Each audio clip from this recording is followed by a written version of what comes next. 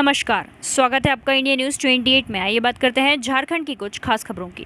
MPL अधिकारी transporter कोयला माफियाओं का सिंडिकेट कर रहा है रैक से कोयला चोरी। धनबाद के निरसा में विगत दिनों एमपीएल में हुई रैक से कोयला आपूर्ति में बड़े पैमाने पर कोयले की चोरी हुई थी। उस शॉर्टेज को पूरा करने के लिए Gan Nayak coal and construction, Ranchi एवं कोयला माफिया एमपीएल के अधिकारियों के संरक्षण में मिट्टी और पत्थर की आपूर्ति कर रहे हैं। उक्त आरोप भाजपा नेता मधुरेंद्र गोस्वामी ने देवियाना स्थित एक होटल में पत्रकार वार्ता आयोजित कर कही। उन्होंने बताया कि Gan Nayak coal and construction, Ranchi को एमपीएल में बिना किसी टेंडर में भागीदारी लिए ही सीसीएल का कोयला पलिटी बोकारो रेलवे साइडिंग से एमपीएल ट्रांसपोर्टिंग का कार्य दे दिया गया। उक्त कार्य के दौरान बड़ी मात्रा में कोयला बेच दी गई है। उक्त शॉर्टेज की भरपाई के लिए सिंदरी के एक भट्ठा से मिट्टी और पत्थर की आपूर्ति की जा रही थी। श्री गोस्वामी ने आरोप लगाया कि 3 जुलाई को हाईवा संख्या 5 एवं 9 जुलाई को 3 हाईवा भी एमपीएल में खाली हुए थे। 11 जुलाई को जो गाड़ी खाली होने जा रही थी उसे पुलिस ने पकड़ लिया। इस पूरे मामले पर एमपीएल अधिकारियों की चुप्पी समझ से परे है। मामले को मैनेज करने का प्रयास कोयला माफियाओं द्वारा किया जा रहा है। उन्होंने कहा कि यह राष्ट्रीय संपत्ति की लूट है। उन्होंने दावा किया कि जब्त वाहनों से जो कागजात पेश किया गया है उसमें माइनिंग चालान अवैध है, जीएसटी भी संदिग्ध है। उन्होंने थाना प्रभारी से कागजातों की गहनता से जांच कर दोषियों पर कार्रवाई की मांग की। साथ ही उन्होंने एमपीएल के सीईओ एवं टाटा पावर के एमडी प्रवीर सिंह को पत्र लिखकर इस पूरे मामले की जांच 7 दिनों के अंदर कराने एवं जांच होने तक एमपीएल के कोयला विभाग के अधिकारी दिनेश गंगवाल, दुर्गेश शर्मा एवं सुशील सिंह, जिनकी भूमिका इसमें संदिग्ध है, को तत्काल निलंबित करने तथा Gan Nayak coal and construction, Ranchi को दिए गए सारे कार्य आदेश जांच होने तक स्थगित करने की मांग की है। आइए जानते हैं मधुरेंद्र गोस्वामी ने क्या कहा। धनबाद जिला ब्यूरो पप्पू केवट की रिपोर्ट। आप सभी थोड़े देरों की सूचना में आप सभी यहाँ आए हैं। आप सभी पत्रकार बंधुओं का मैं स्वागत करता हूँ, अभिनंदन करता हूँ।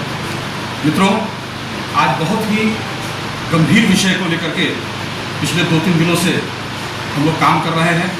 आप लोग भी अपने अखबार के माध्यम से, चैनल के माध्यम से विषयों को रख रहे हैं। जैसा कि हम सभी जो प्रकाश में आया है, जो एमपीएल में एक बहुत बड़ा कोयला का घोटाला हुआ है, इसको लेकर के विगत कुछ दिनों से ऐसी सूचना हम लोग को प्राप्त हो रही थी कि एमपीएल के अंदर बड़ा कोयला घोटाला हुआ है और उस कोयला घोटाला पर पर्दा डालने का प्रयास एमपीएल के अधिकारी, एमपीएल के ट्रांसपोर्टर और कुछ कोयला माफिया एक गिरोह तैयार करके उस पर पर्दा डालने का काम कर रहे हैं। इस सूचना पर विगत 10-15 दिनों से हम लोग इस पर काम कर रहे थे और लगातार सूचना मिल रही थी कि कुछ गाड़ी आ रही है, जा रही है और मिट्टी पत्थर के माध्यम से इसकी पूर्ति हो रही है। अभी मैं आपको बताना चाहता हूं कि एमपीएल में एक कंपनी है, messrs Gan Nayak coal and construction private limited, Ashok Nagar, Ranchi. इनको एमपीएल में एमपीएल सीसीएल से कोयला, विभिन्न कोयले से कोयला लेकर के बालीडी साइडिंग है, बालीडी साइडिंग से जो आद्रा डिवीजन के अंदर आता है, वहां से एमपीएल रैक के माध्यम से कोयला आपूर्ति करने का काम इनको मिला था एमपीएल से। और इसमें जो है लगभग 1900 टन का शॉर्टेज केवल इस कंपनी में, और भी कंपनियां हैं और भी कंपनियों का शॉर्टेज है, लेकिन इस कंपनी का ट्रांसपोर्टिंग में लगभग 1900 टन का शॉर्टेज, जबकि एक रैक में 4000 टन कोयला रहता है और 1900 टन मतलब आधा से ज़्यादा कोयला को कहीं बेच दिए जाने की चर्चा है, सूचना है। और उसकी भरपाई के लिए एमपीएल के लोगों से और एसी के ट्रांसपोर्टर के बीच में जो गन्नायक कंपनी है, इनके साथ बातचीत चल रही थी। और इसी बीच में इन्होंने अपने शॉर्टेज पर पर्दा डालने के लिए बालीडी से माल वहाँ समाप्त हो चुका है, वहाँ कोई माल नहीं है वहाँ साइडिंग में। इन्होंने सिंदरी के एक भट्ठा से और रिजेक्शन कोयल डस्ट और पत्थर को मिला करके, मिश्रित करके और एमपीएल में ये ट्रांसपोर्टिंग करने का काम कर रहे थे। और ये जो अभी 4 गाड़ियां पकड़ाई हैं, ये 4 गाड़ियां नहीं हैं।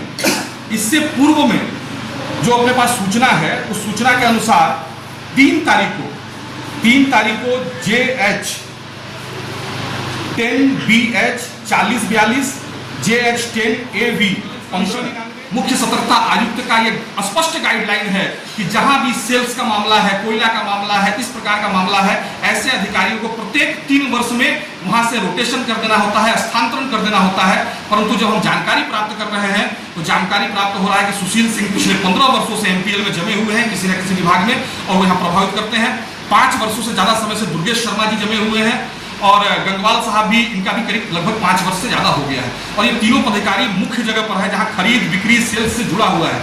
ऐसा मुख्य सीबीसी का गाइडलाइन है कि ऐसे लोगों को 3 साल में हटाना है। ये क्यों नहीं हटे, ये गंभीर विषय है, क्योंकि टाटा पावर केवल टाटा एमपीएल टाटा पावर की नहीं है, एमपीएल टाटा पावर के साथ में डीवीसी का भी संयुक्त उपकरण है, भारत सरकार की संस्था है।